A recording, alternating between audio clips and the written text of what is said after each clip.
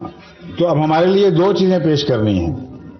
ایک ایسا گدھا جو اتنا بڑا ہو جتنا حدیث میں بیان فرمایا گیا ہے کہ اس کے دو کانوں کے درمیان 105 فٹ کا فاصلہ ہو، اس کے پیٹ میں آگ ہو، آگ کھا رہا ہو، اور پھر بھی سواریاں اس کے اندر بیٹھیں. جی. وہ اتنا تیز چلے کہ مہینوں کا فاصلہ گھنٹوں میں طے کرے، ہر منزل پہ سے روانہ ہونے سے پہلے اعلان کرے کہ میں چلنے لگا ہوں، جس نے آنا ہے آ کے مجھ میں بیٹھ جائے. وہ خشکی پر ہی نہ چلے، سمندر میں بھی چلے، اور سمندر میں چلے تو اتنا بڑا ہو جائے وہی گدھا کہ اس کے اوپر دجال گندم کے یا دوسرے رزق کے پہاڑ بھیجے ان قوموں کی طرف جو اس کی سرداری تسلیم کرتے ہیں، اور غیر بھوکے مر جائیں اس کو پرواہ نہ ہو.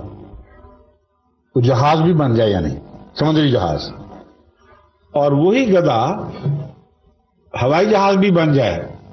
فرمایا اس کی چھلانگ اتنی ہوگی کہ ایک پاؤں مشرق میں تو دوسرا مغرب میں جا کے ٹکے گا، اور سواریاں اس کے پہلو سے اس کے اندر بیٹھیں گی.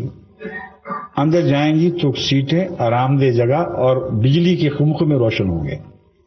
یہ ساری باتیں بتائیں نا، ساری بات بتا دیں تو سوال خود بخود حل ہوتا چلا جاتا ہے، سوائے ان کو جن کو تفریق نہیں باتیں سمجھنے کی. اس زمانے کی سواریوں کے متعلق اس سے زیادہ واضح اور عظیم پیشگوئی ناممکن تھی. اتنی واضح پیشگوئی، ریل گاڑی کی پیشگوئی آ گئی، ہوائی جہازوں کی پیشگوئی آ گئی. ہوائی جہاز کے کان تو باہر بڑے بڑے 105 فٹ کے فاصلے تک تو ہوتے ہیں، آگ کھاتے ہیں، پھر بھی آگ الگ رہتی ہے، لیکن مسافر بیچ میں آرام سے سفر کرتے ہیں.